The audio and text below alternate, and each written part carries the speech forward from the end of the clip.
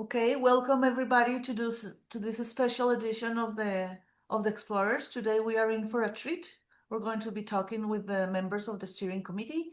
If you have any questions, you can post them on the chat, or if you're going to see this video afterwards, you can also reach out you can also reach out and send us questions. So we're going to start one by one. If you already know me, I'm Jimena Perry, your host. But today we're going to start with one of the members of the steering committee, who is Irmgard Sundorf. Irmgard, can you tell us who you are and what do you do? Thank you. Hello, everyone. My name is Irmgard Sundorf. I'm working at the Leibniz Center for Contemporary History in Potsdam, which is a small town near Berlin. And there I'm leading the part of the public history. And I'm also coordinating the public history master program at the Freie Universität in Berlin. And there I'm also teaching. And in our IFPH steering committee, I am the treasurer. Thank you, Irmgard. Can we go with Joanna Waidon? Okay, hello. My name is Joanna Wojdon and I'm professor of history at the University of Wrocław in Poland. And here I'm also coordinating the master's program in public history, which was founded in 2014. And I'm a member of the steering committee for, I don't know, for a couple of years now. I think it's my second term. Thank you, Joanna. Can we go with the other Joanna?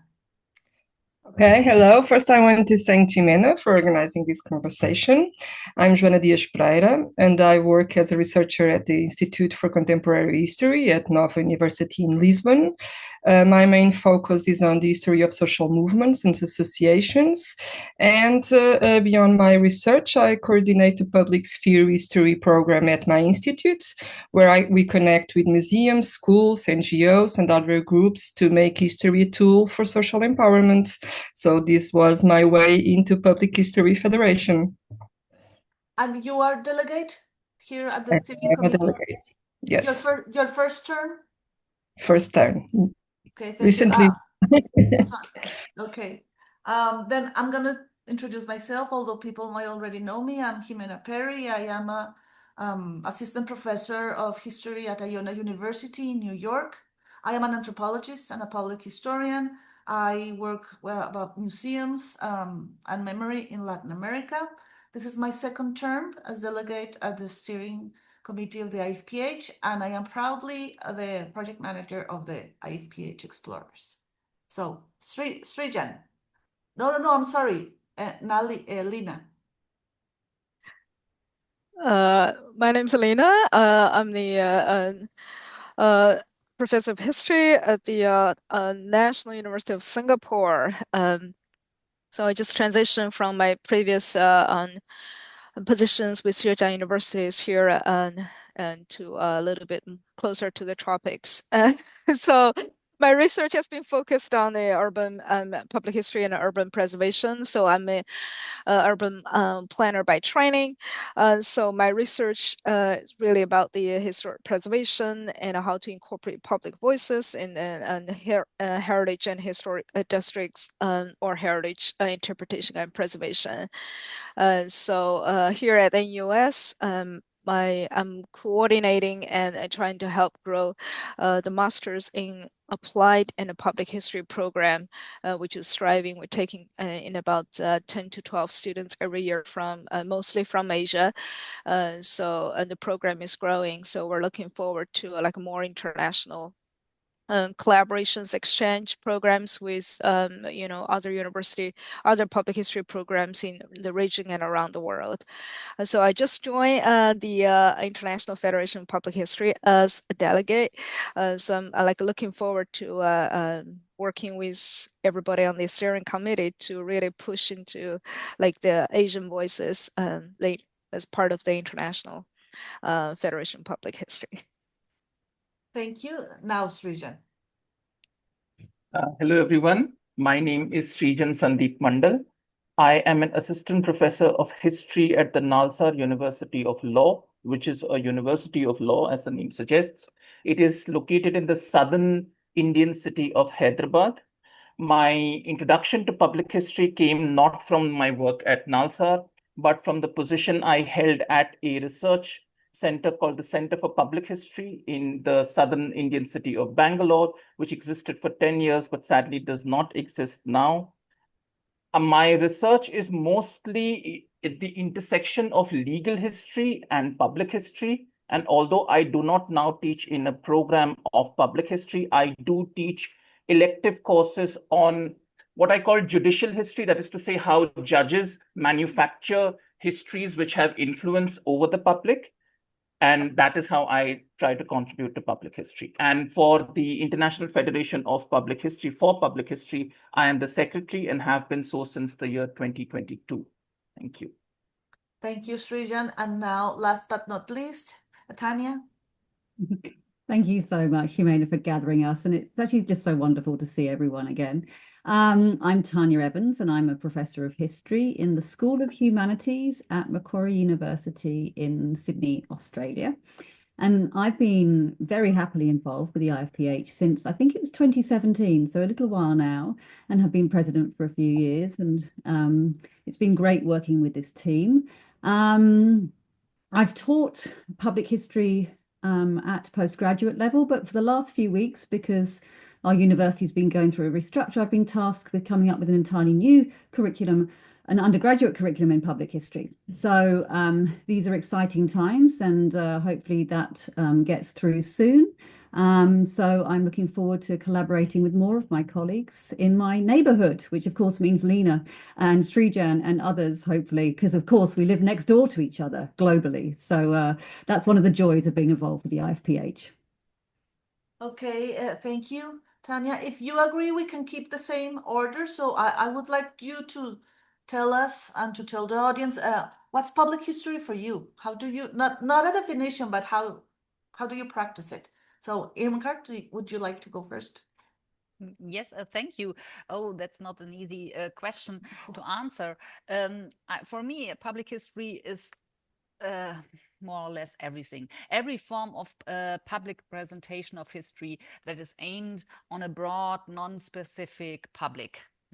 But it is also, on the other hand, and the public history is the historical investigation of the same. So it's to analyze what the public history people do outside, the public historians do outside of the university. So I would always distinguish between public history in universities and outside. That's Thank you. for it now. Mm-hmm. Thank you, Irmgard. Joanna Woydon. Yeah, so I agree with Irmgard on those two sides of public history, one more research oriented and one more practically based.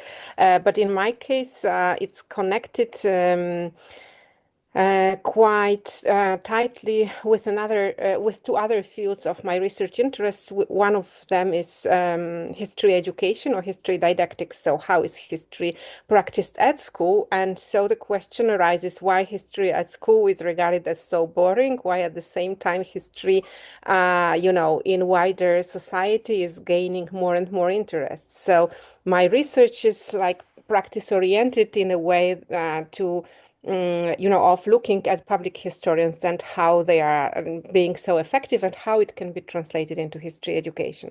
So that's one aspect. And another aspect is ethnic history of the Polish American ethnic group that I also took as a topic of my research. And so how they are telling their history, which originated really like from this grassroots perspective. They did not have professional historians, yet still they were transferring knowledge both about their Polish roots and about their experiences in America. So that's another focus. And again, it's both observing them, but also contributing to this diasporic history. For example, last year, I was consultant of a big exhibition at the Chicago History Museum devoted to the Polish presence in the city of Chicago. Thank you, Joanna. Now, the other Joanna. Well, as I told you, the main focus in my research is the history of social movements, and a significant part of my work involves responding to what is known as a social demand for history. Many grassroots groups and federations aim to recover and preserve their own histories. So I employ methods like oral history to help them achieve this goal. I'm not talking about me telling their story for them. It's about working with them, letting activists and community members frame their own questions and interpretations. And the results often end in co-created works such as books, exhibitions, or something else. So for me, public history is truly a history for, about, and with, which is, in my case, social movements and associations. It's about making history relevant, democratic, accessible, not just something locked away in the university. And so that's why I am coordinating this public sphere history program, which aims to respond to the social demand for history. Thank you, Joanna. So it's my turn. My practice of public history is very involved. I mean, I'm very involved with Latin America. I am originally from Colombia. I don't teach exactly public history at my university, but I teach oral history and now a little bit of digital humanities. But I apply, let's say, public history to all my other classes. And like Irmgard, I cannot conceive today any kind of history that is not public. I am very interested in public history, like as a political stance. I am very interested in social justice, activism, human rights, especially in Latin America. Well, memory, and currently I am finishing a research project with an Ecuadorian colleague about grassroots women that are curators in Latin America, a book that will be published, I think, the first semester of 2026, because as Irmgard said again, all history is public, but I also feel like you have to have like a very solid political stance, where at least in Latin America, talking Latin American context, like you cannot be an observer and cannot be neutral. So that's kind of my practice and how I am envisioning public history nowadays. Lina, it's your turn. Okay, I bumped into public history through my doctorate field research. As a young urban planning scholar at the time, I was walking around the historic districts and realizing something was missing in the planner's maps and all the drawings there. So I started to investigate the minority entrepreneurs' memories and histories and behind and beyond the historic built environment in one of the diverse cities in Toronto, in one of the diverse neighborhoods, the Jewish neighborhoods in the city of Toronto. And I suggested that urban planning or preservation, for that matter, is going to incorporate public voices and to try to do it in a culturally sensitive manner, so that will come up with a different preservation planning. So that actually came up as my first book, Consent to Market: Collective Memory, Public History, and Toronto's Urban Landscape. And the Chinese edition was also released 2 years after the English one, which was really well received in China at the time. So I got the opportunity. I was very fortunate to really work with urban planners and also some architects in China at the time to really try to renovate the historic districts in the city of Chongqing, Hangzhou, and across many other cities in China. So in the last decade, actually, I work as professor in 2 universities in China. So my job actually was trying to help develop public histories in this big country that I know a lot, and so I see public history is kind of booming in China. So is a collective public historians, history educators, Joanna. So and also some other practitioners, just like museum professionals and also archivists who usually in the Chinese culture, they don't really call them public historians. And so with them, we actually pioneer to collectively build the field of public history in China. So back in 2018, I founded the journal, which is the first public history journal in Chinese language. And also I organized some of the sort of like a national conference, but the most something I would like to contribute, sort of related later in my career, is this public history faculty training programs where we train about in total 3 conferences. We train about 80 some faculty members across China, and to really teach public history and as a program, as an initiative, either or incorporate them into their historiography or world history classes in one way or the other. So that is something that I feel like in retrospect, we're really planting seeds, to build up the field in so public history in China. So which actually turned out to be my most recent monograph, Seeing History, Public History in China, so which was just released last year.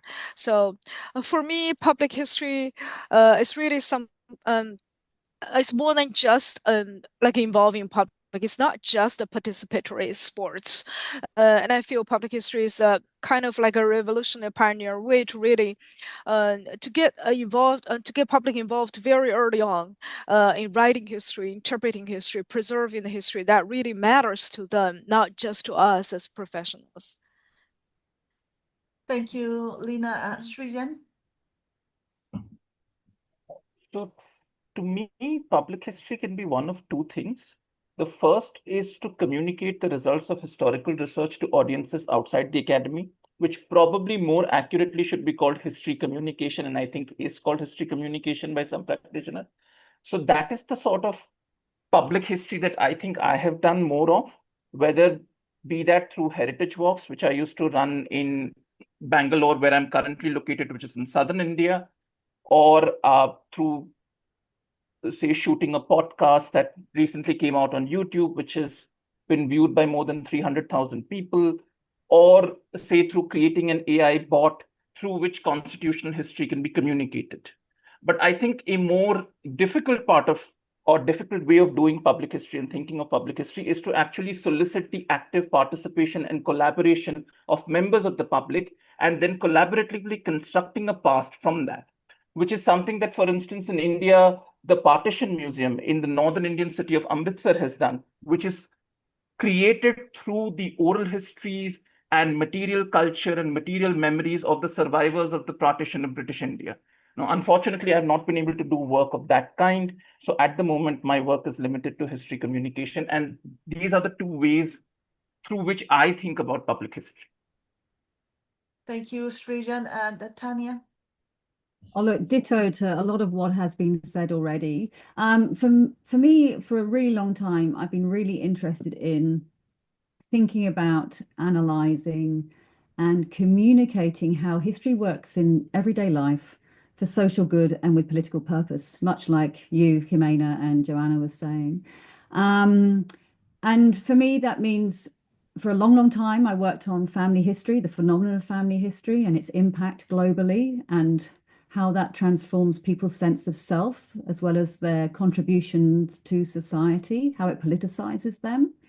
But more recently, my work, as I've sort of worked my way through my career, I've increasingly worked in much bigger teams and with scholars from different disciplines, which I find really exciting nowadays. It's not always fun trying to get published, let me tell you, when you're doing that kind of interdisciplinary work, but it's fantastic to be involved in this kind of community, collaborative, scholarly, practitioner-based work. And more recently, that means I've been involved with making a television series that will be for UK television and for Australian commercial network. I've also been involved in working on a history of fitness in Australia that I'm hopefully will be communicated in lots of different ways, and which is clearly deeply, and I'm clearly very vicariously invested in, as many of you will know. But also with colleagues, I was awarded a large grant from the Australian Research Council at the end of last year to work on a history of grandparenting in Australia from 1945 until 2025. And this is really a project that focuses on diverse migrant communities across Australia. And it's one that I'm really hoping to bring some of this wonderful network into and hopefully build on. And Joanna and others and Jimena, we've talked about, working on public histories of diasporic migration that we might talk about in a little moment.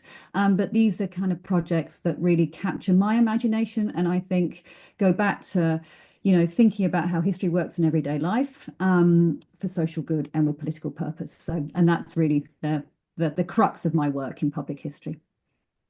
Okay, thank you. The next question is more related to our roles in the IFPH. So how do you envision the role of the IFPH in shaping global conversations around public history?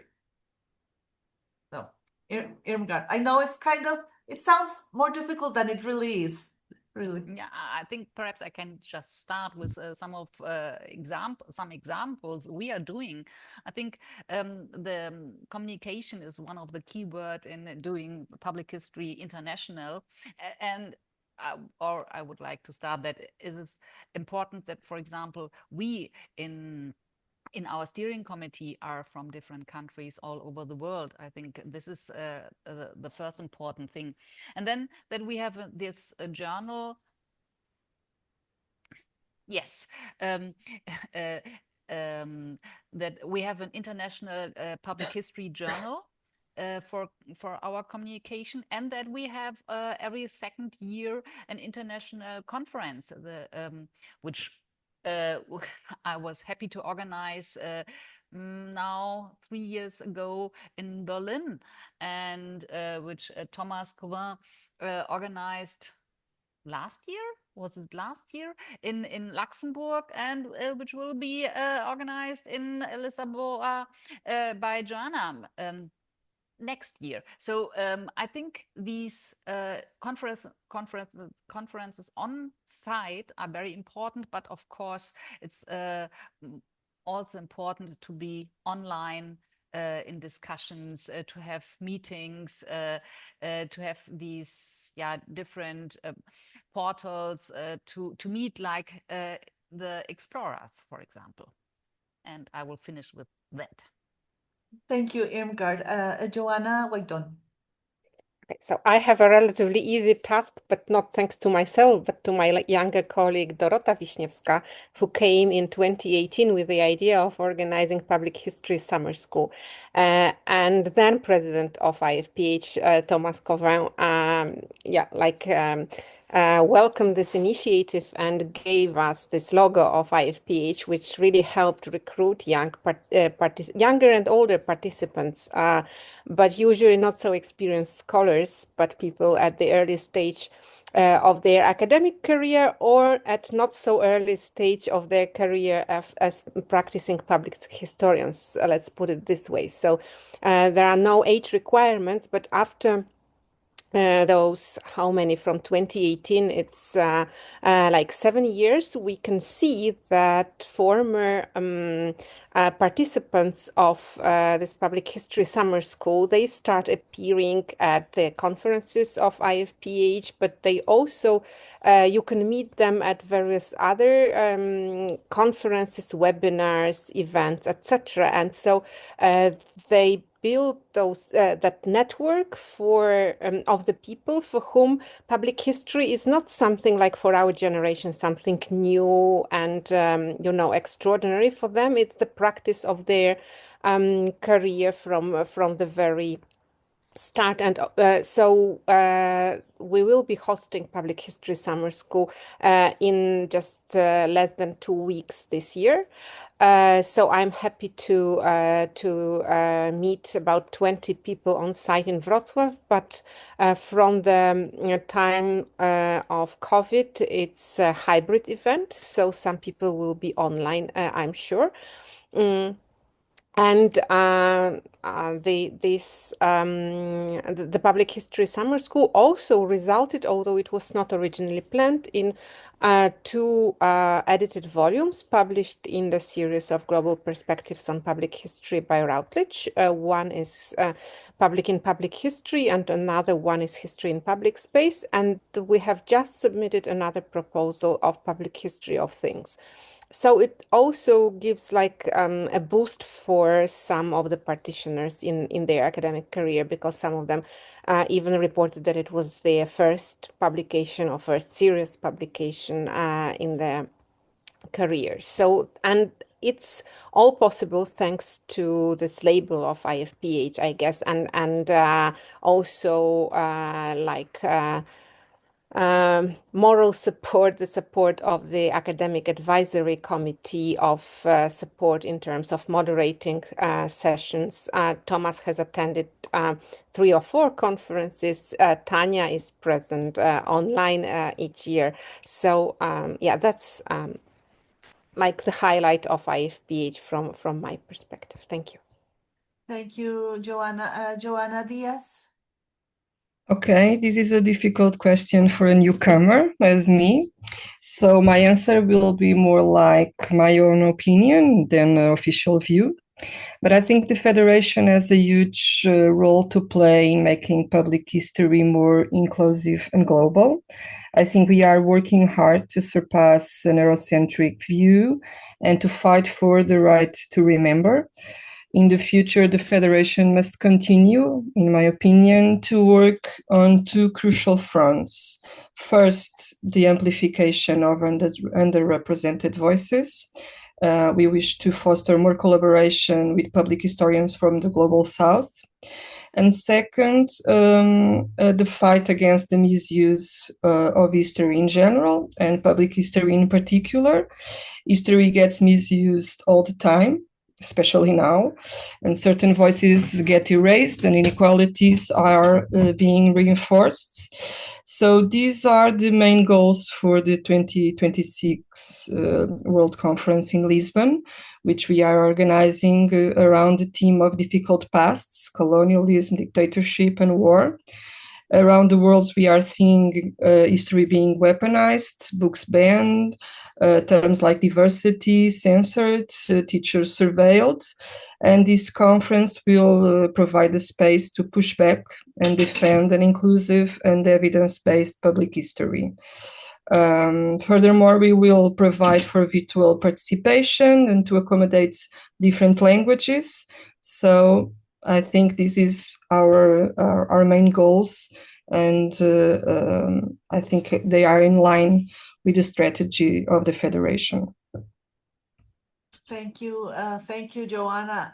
Yeah, I agree. I mean, I have been doing the Explorers program since 2018, first with another format, then with in that moment in 2020 when the pandemic hit, and also talking with the then president, also Thomas Kovan, we decided to go and do events.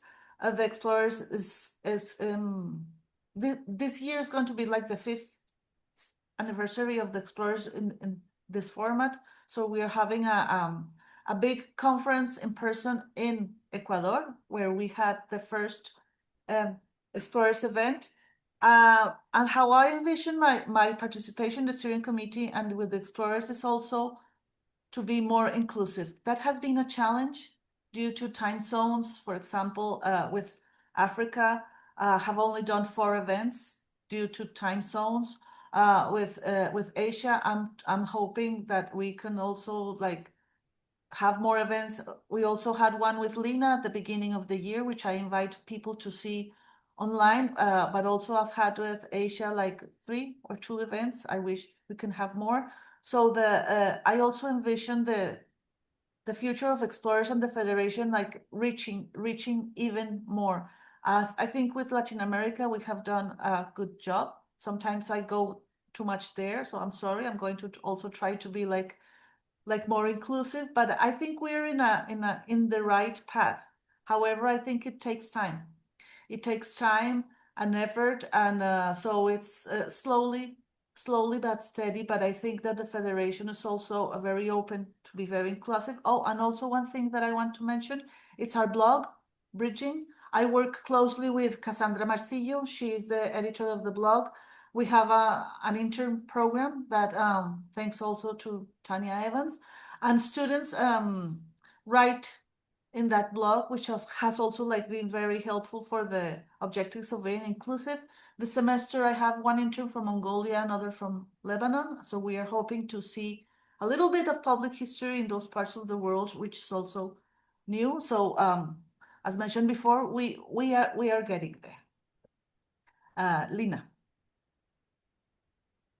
I see the IFPH is playing a really an increasingly critical role in shaping the global conversation um, uh, on public history.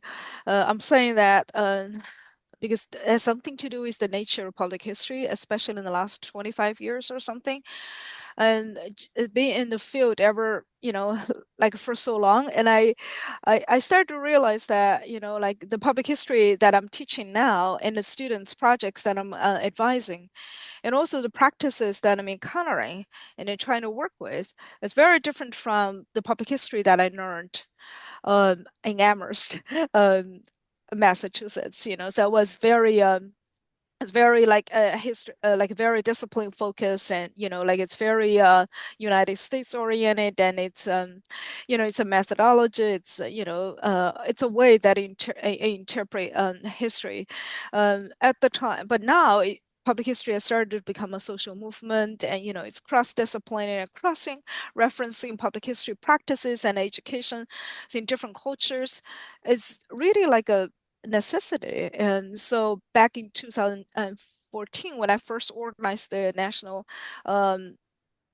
faculty training programs on public history in China, that was the collaboration with the Princeton University, like with, and that was, in retrospect, I think I did the right thing, despite all the hassles and all of that, and then try to bring the international perspectives. And then subsequent two training programs, we try to bring in experts and public historians from different cultures, and so that to create that space for people to really understand while I was, trying to establish the field in China.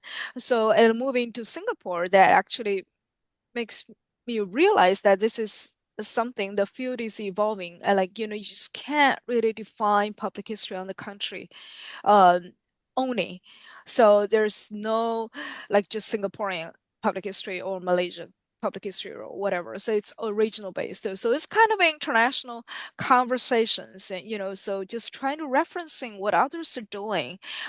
So really helps. And I think IFPH is critical, probably the only organizations that are, provide such a space for public historians and educators and practitioners are really engaged in some kind of really pioneering dialogues, and across the time zones. So that's kind of exciting.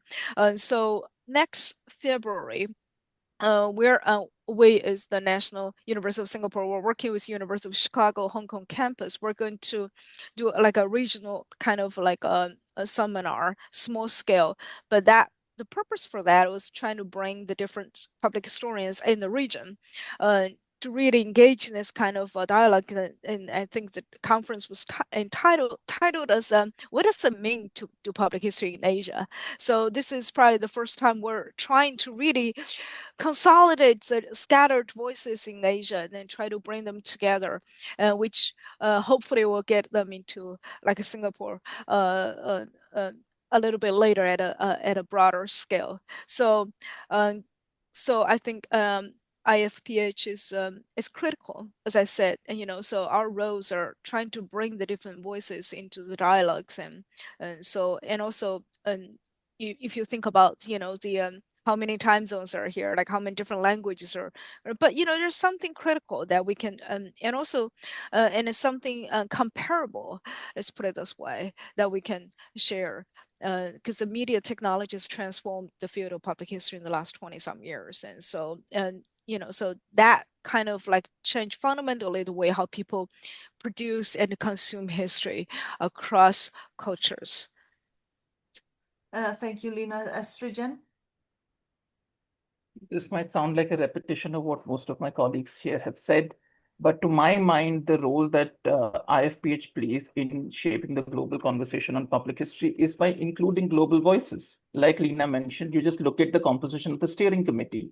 There are 7 nationalities represented here, 4 continents represented here, right? So the very fact that we are moving away from North America and we are moving away, we are having North American presence and European presence, but we're still diversifying by having other voices. The fact that Jimena, for instance, mentioned that she would like to do more events with African public historians means that we are consciously always trying to include more and more voices of practitioners and scholars who are outside the traditional domains and nationalities and countries and continents which have been associated with public history since the 1970s.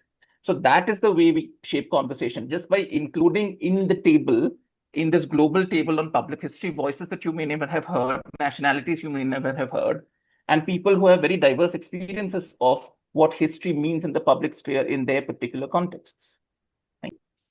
Thank you, Srijan. Tanya? Very briefly, I will reiterate just that too. I think the shift in our gaze from the West to the global South is the most important thing I think that we do in the next little while. And I think it's really important that the IFPH supports much of the work that you've been doing, Jimena, with your colleagues in South America and elsewhere. And I really hope that what we can do is collaborate as a team here with the people here, but also with our broader membership, and hopefully encourage others to also join with us on funding proposals, for projects, for research, for publications, and just think about the plethora of work that we might do in the future that would do all the things that everyone's already said, just increasing those voices and getting them heard. Yes, before we go on, I forgot to mention something, if I may. Last year in the conference in Luxembourg, there was a working group online that was about the Global South. It was a conversation between African practitioners and South American practitioners. It was really good. It was really nice, and as a result, the journal of the Federation, edited by David Dean and Andreas Edges, they're going to publish just in 3 languages, in Spanish, English, and Portuguese, and I think it's something really cool, if I can say that word, because it includes 3 languages, but it's like a very broad and interesting conversation, which I hope we could keep exploring. So the next question is the opposite. I would like us to think about what challenges have you faced as members of the steering committee, but let's also switch orders. So let's start. Tanya, can we start this the other way around? So we start with Tanya. Of course we can. Irmgard? Okay. There are pros and cons to going first and last, right? Yeah. You want to be the sandwich filling, right? Look, the world's a bit of a mess at the moment, right? And we started off before we started recording talking about the desperate state of international students in America, but also my government, even the Labour government is insisting on continuing to cap the migration of international students into Australia. I see that the UK is also turning the same way. And I think, we've talked so much of the value of global travel, global conversation, global communication. And I think if that stops, that's a real issue for all of us, for society, for organizations like ours and elsewhere. And that sort of gestures towards what a mess the tertiary sector is in. Universities are in a real pickle globally. All of us are in straitened circumstances. So I think the organization has suffered from that. People have a lot less time, a lot less emotional, personal, intellectual energy for voluntary work that organizations like this are absolutely dependent upon. And I think we really have to work hard at communicating why organizations like these and others are really, really important to foster the intellectual and political goals that all of us, I think, share. And I think that's a challenge we're going to have to keep on working with. And it's going to require enormous amounts of all of our energy. And we need to convince others that they need to expend that energy themselves as well. Thank you, Tanya. So, Srijan? So, to my mind, the challenge that we face as the steering committee and as IFPH, and even say in South Asia, for example, and I can speak about South Asia because I'm more familiar with that context, is to help public history gain recognition. So, for example, like I'd mentioned in my introduction, that I became part of public history when I was on the faculty of this research center called the Center for Public History. And I also mentioned that it did not survive. The very fact that it didn't survive tells you something. We had started the very first postgraduate program in public history in the country, and I think broadly in South Asia. But we just couldn't sustain it because we could not attract enough students, because we could not promise students a potentially lucrative career path, which would make it worth their while to invest time, money, energy, and potentially stake their future on something like this, which seems like a bit of a gamble.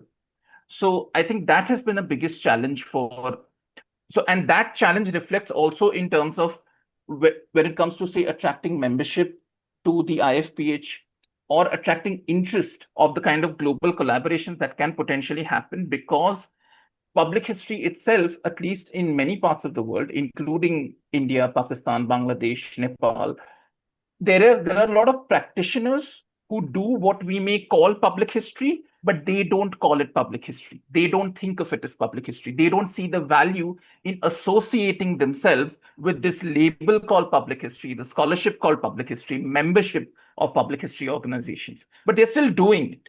So the work is happening. It's just that it does not have the label recognition. Therefore, it does not necessarily have the institutional coordination, consolidation that one might say identify with NCPH and what NCPH does. So that is a challenge. And that is a more systemic challenge, which is reflected in the way the IFPH also might struggle with, say, getting members or getting interest from places like South Asia. And that is a challenge, I think, which will take years for us to address. But the very fact that there are a few voices, there are a few people who are doing public history. For instance, there are now a couple of universities in India that are actively trying to introduce courses in public history in the undergraduate program, which is not something that would have happened 10 years ago. So it's like Lena mentioned about her initiatives and trying to train teachers in public history in China, right? So it's those small initiatives will slowly probably gain some recognition for public history in such context, and therefore will also help IFPH connect with those individuals more easily. So that's the challenge. Thank you, Srijan. Lena? It's easy to follow up Susha's comments. I can't believe in 2025 we're still like kind of in a position we still need to defend our field like public history, right? And so because he started in that way, like I always feel like public history is not public historians are not really doing serious work. We're just like kind of communicate what serious historians are doing, So, but here in Singapore, I think I feel I'm in a little bit better situation. I think the need is there and interests are there. So the higher ups kind of realize that this is something they would like to do. That's why they hire me to really develop the program, and the students body is quite international, and we just went through like the I'll just finish the application files, and it's very encouraging to see, students from all over the region, even internationally, to apply to study public history at a graduate level at the US. And so that's kind of encouraging in a way. So getting back to your question, Jimena, like some of the challenges that I feel is really how we're going to work together and like encourage some kind of groundbreaking um, public history projects and build upon that. I know a lot of practitioners are really busy, like they don't call them public historians, but unless we really produce some quality scholarship, there's no way that people would take us seriously. So I'm not just saying, one or two journal articles, and I feel like, say, for example, Joanna, you just your volume on Poland, and also another volumes coming out on the public history from global perspective. Those are like a really kind of example works for us to really understand, how public history works in specific countries, but also its global implications. And I think that's critical. We build upon this. And it's also a challenge for us as an organization to really encourage scholars, and especially young scholars, to really work together on some of the pioneering projects, and also produce like scholarships out of that. And I think that's probably one of the key challenges outside of many others. Yeah. Thank you, Lina. Well, I can echo the what Srijan and Lina have said about like how other historians, let's say more traditional, if you want, sometimes I have been subjected to that in my university and some contexts in Latin America. They don't think that public history is real history. Like you are not serious enough. Like if you can't be a real historian, then you're a public historian. So that's kind of a thing that I think is a challenge, and we have to fight against that because I mean it's not true. You have to be a better historian to practice public history in a serious and committed way. And talking with about the explorers, some of the challenges I've had, well, as I mentioned before, are like time zones or sometimes languages. I only speak Spanish and English, so I wish I could reach out to people that speak other languages, but perhaps we can work that out with the steering committee in the future. But also, more often than not, people are starting to ask me if I'm going to pay them to present in the Explorers. And well, no, I wish I could, but I talked with Tanya at some point. Perhaps we can give them some kind of certificates, but the Explorers is not a paid. I mean, I wish I could, but no, we are not going to pay presenters to do this presentations, and that has been increasing a little. So I think that's a challenge. Of course, we respect everybody's work, but in history communication, and as Srijan was also mentioning, it has to be like a more volunteer thing. I think it's reaching out, trying to get to more people. So I find that a challenge, but also telling perhaps is something to think about for the future, but I I don't know yet. So, Joana Diaz Pereira. Okay, in Portugal, we are taking our first steps, still putting out the foundations. With some colleagues, I have helped organize the National Public History Congresses. We're on the third edition this year, which bring together academics, professionals, and community activists. This year, for instance, the goal is to talk about collaboratory investigation with social movements. And we are trying to discuss how history can be more participatory and meaningful in the public sphere. We are still defining the boundaries of the discipline and identifying projects that are being developed in Portugal, which are very diverse. Our biggest challenge is to bring together practitioners and discuss the line of research we want to follow in this field. I believe the participation in the Federation plays a fundamental role here and is being a true stimulus for the development of the network in Portugal. And I think the next year International Congress will be like a catalyst for the development of public history in Portugal. And so I'm very committed and enthusiastic about this organization. Thank you, Joanna. Now, the other Joanna. Yeah, so I think from the previous voices, we can see that we are on a kind of crossroads, or well, there are contradictory trends. On the one hand, we are still feeling that it's necessary to define the field, that our position is not that secure, while on the other hand, we have some history. Also, IFPH is a well-established society, which also means that there are some expectations. Yes, when you start the society, whatever you do is cool. I mean, it's not to undermine what has already been done, but you know, there is this initial enthusiasm and you can experiment and okay, because it's just the beginning. When you are like 10 years old or more, some people start expecting that, well, you are a reputable organization, so you should do this and that, continue old projects, start new projects, respond to the initiatives, you know, from grassroots members, etc., etc. But if you look at us here, that's what we have. Yeah, we don't have any paid staff. We have student volunteers. Yes, we have some people with whom we cooperate, but we are not in any form an institution. And I think it's challenging also to at least for me, I'm totally anti, you know, bureaucratic or counter bureaucratic. So dealing with things related to membership maintenance, financial flows, etc., etc. That's all. These are the challenges related to everyday functioning of the federation.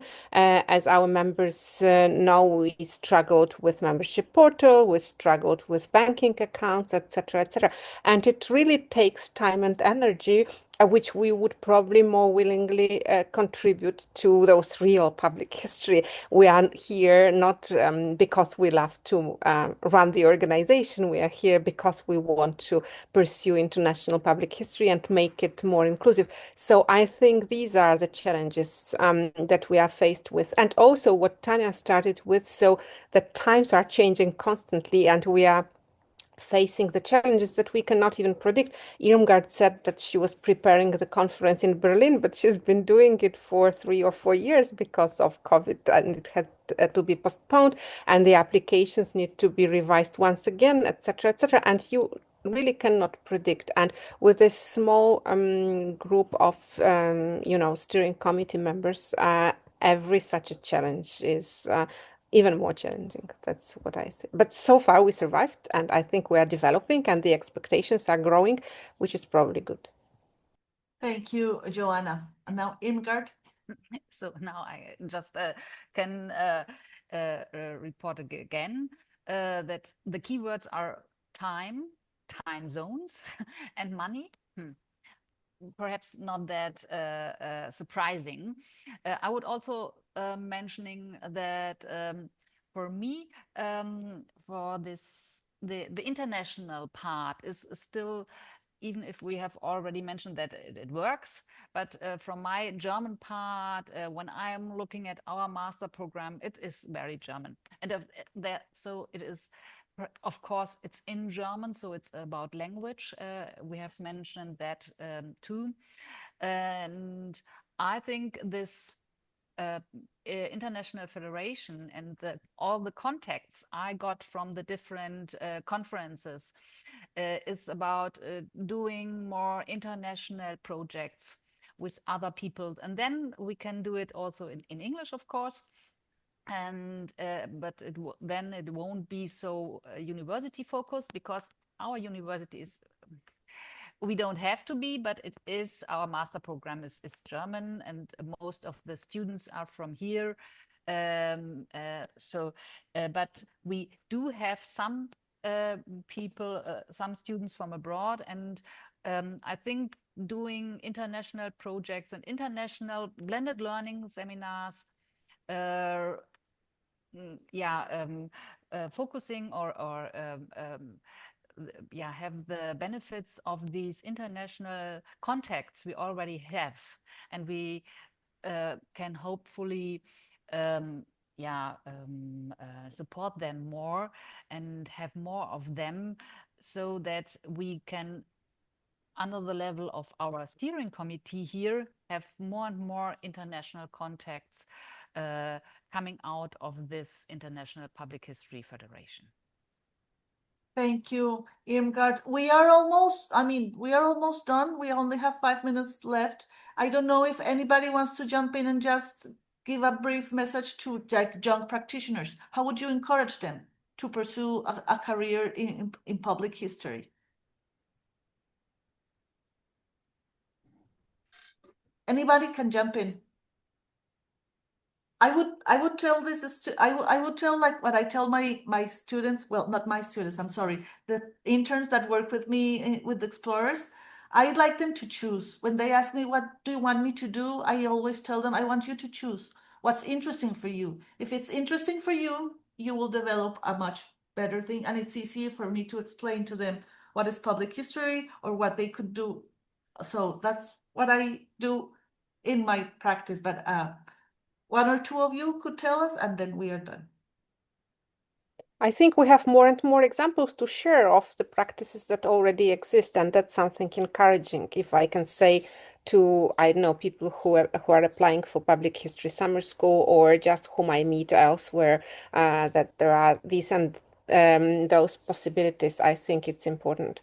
And plus, in terms of international recognition, we should mention also this International Committee for of Historical Sciences, that we are a membership or a member organization. I think it's also important to use this opportunity more, and also there to promote public history.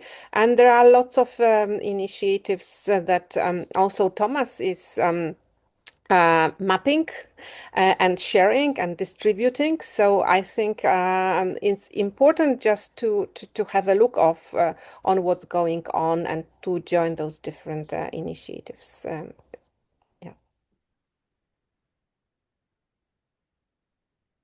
Okay, if nobody else wants to jump in, I know everybody's busy, so thank you. Thank you very much for this special edition of the Explorers. I will be in touch, and I hope to see everybody soon again. Thank you. Thanks, Jimena. Thanks, everyone. you. Lovely to see you. Bye-bye. Bye. Okay.